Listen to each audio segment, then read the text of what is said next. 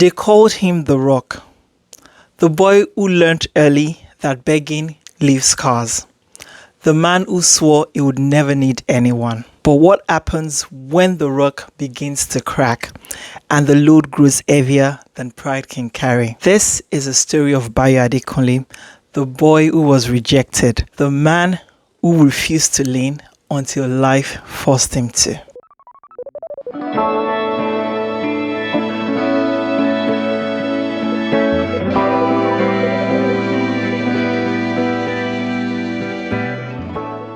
Hi everyone, I'm Remilekun Idowu and welcome to our story corner where real stories meet real lessons, faith, grit, and hope you can feel. If you're new here, you're in the right place. And if you're family, welcome back. Don't forget to subscribe, like, share, and comment to help this community grow. And if you want more stories like this, the playlist is right at the top of your screen.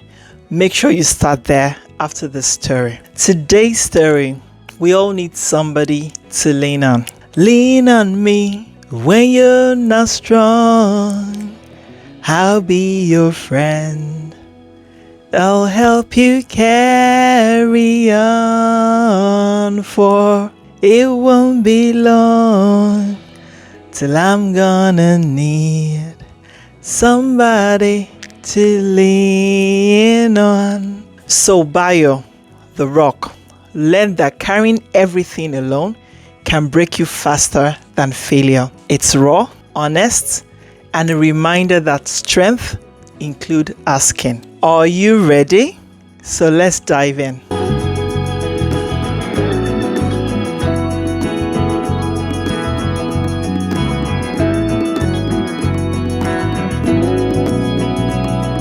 Bayo grew up in a one-bedroom house in Ibadan. His father, a mechanic, died when Bayo was 9. His mother sold vegetables in the market, always pretending she had eaten so her children could eat watery soup. By 10, Bayo hawked pure water on busy streets, dodging buses, catching coins tossed by strangers. He polished shoes, washed cars, carried loads bigger than him. He grew up too fast, learning that no cut deeper than hunger. When his mother felt sick, he knocked on family gates. Some ignored him, some lied, some simply shut their doors. He walked home empty-handed, rain dripping from his clothes, a fever raging from his mother's body. That night, he made a vow. I'll never beg again. I'll never need anyone. That vow became his cement. It turned pain into pride, rejection into resolve. As he grew, Bayo worked hard, studied by candlelight, graduated with good grades. But when others used connection to get internships, he chose jobs that needed no favors.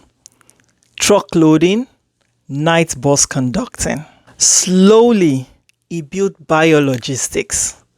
One truck became 3, 3 became 10. By 30, he had 20 trucks and a name people trusted. But his leadership carried the weight of his past. He didn't join unions, didn't trust favors, didn't ask his suppliers for extensions. He believed every problem could be solved if he worked harder. His motto was simple. If I don't lean on anyone, no one can disappoint me. Even at home, his wife Shade noticed the walls. He loved her and the children by providing, but never by sharing burdens. He kept stress locked inside, wore his pride like hammer. Then came the storm. A foreign partner pulled out. A few trucks broke down. Fuel prices skyrocketed. The bank demanded repayments. Salaries delayed. His manager, Conley, said gently, "Sir, we can call partners, renegotiate, ask family, and I know people would help." But Bayo refused. The old vow screamed inside him, never ask, never beg. He worked longer hours, buried himself in spreadsheets, believing pride could fix numbers. But numbers don't bow to pride. At home, Shade watched unpaid bills pile. She whispered, "Love, even rocks need a place to rest. Asking for help is not weakness." But Bayo's body and emotions were louder than her words. One afternoon, surrounded by angry drivers demanding pay, his chest tightened, his breath fled. He collapsed. Bayo woke in a hospital bed. Kule had rushed him there. The doctor said calmly, "Your body broke because you refused to admit your limits. If you don't change, you may not survive the next collapse." That night, Shade sat by his bed silently. For the first time, Bayo wept. Years of bottled pain spilled out, not just from trucks and bills, but from a little boy drenched in the rain with no medicine for his sick mother. Recovery came in small steps. He let his brother bring rice. He accepted soup from a neighbor without insisting to pay.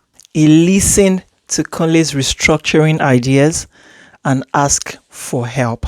He joined the union he once mocked and found wisdom in shared struggles. In meetings, he stopped pretending to know everything and asked his drivers for input. To his shock, their ideas saved money, roads, and time. Bayo sold a few trucks to stabilize the company, cleared wages, and slowly rebuilt. But something had shifted.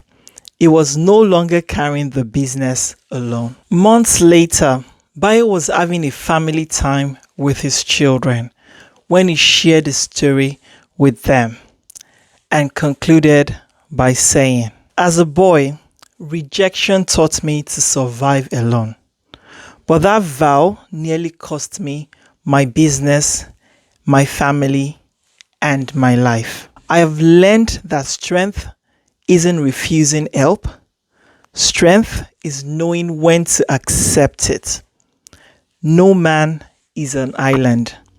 Even rocks need a shore." Even though his children did not read much meaning to his story, they understood the lesson that their father was trying to pass to them. If Bayo's story spoke to you, don't keep it to yourself.